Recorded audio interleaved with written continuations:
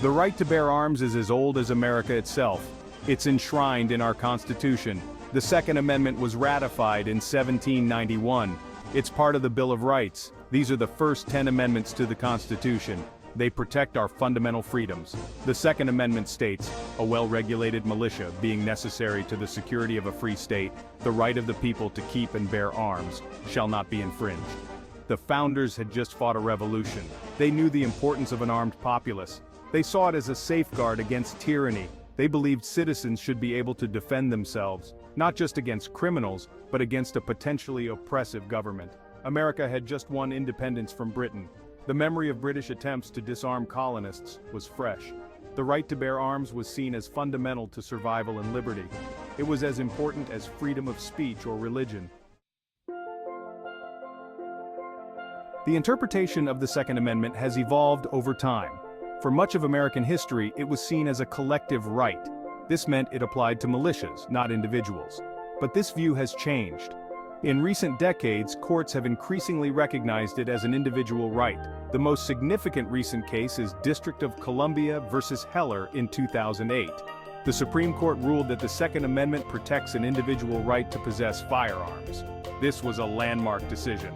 It struck down a handgun ban in Washington, D.C. The court said the Second Amendment protects the right to keep firearms for self-defense. Another important case followed in 2010, McDonald v. City of Chicago. This case extended the Heller decision to state and local governments. Before McDonald, the Second Amendment only applied to federal laws. Now, it applies to all levels of government. Despite these rulings, many questions remain. Self-defense is the primary argument for gun ownership. Proponents argue that firearms are the great equalizer. They allow the weak to defend against the strong. A small woman can defend herself against a large attacker.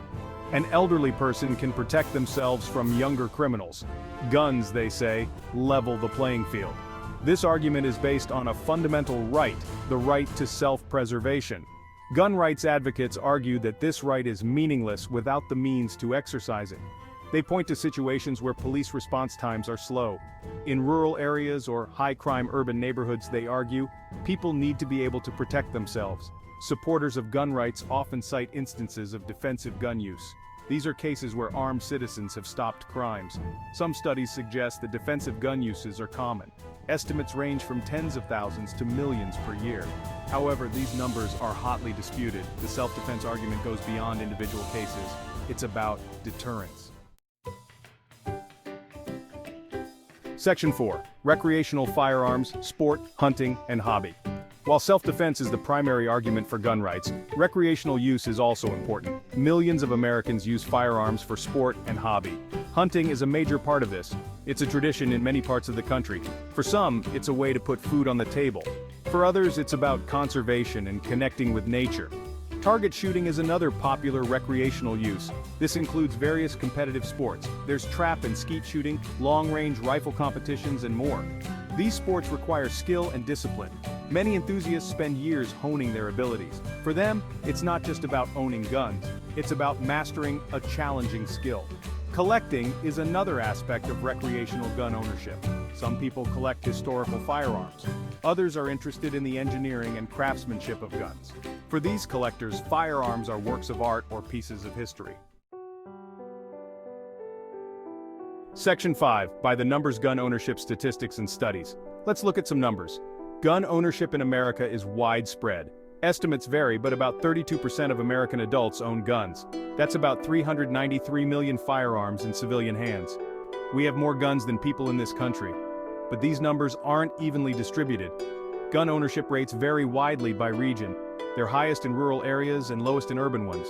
There are also demographic differences. Men are more likely to own guns than women. White Americans are more likely to own guns than other racial groups. What about gun violence? This is where things get complicated. America does have higher rates of gun violence than other developed countries. In 2020, there were about 45,000 gun-related deaths in the US. About 54% of these were suicides. The rest were homicides, accidents, and other causes. Section 6. The Great Debate: Arguments for and against gun rights. The gun debate is one of the most polarizing in American politics. Let's look at some key arguments on both sides. Supporters of gun rights argue that the Second Amendment is clear. They say it protects an individual right to bear arms. They point to the Heller decision as confirmation. They argue that gun ownership deters crime and allows self-defense. Gun rights advocates also make cultural arguments. They say gun ownership is part of American tradition. It's tied to values of self-reliance and individual liberty. They argue that responsible gun owners shouldn't be punished for the actions of criminals.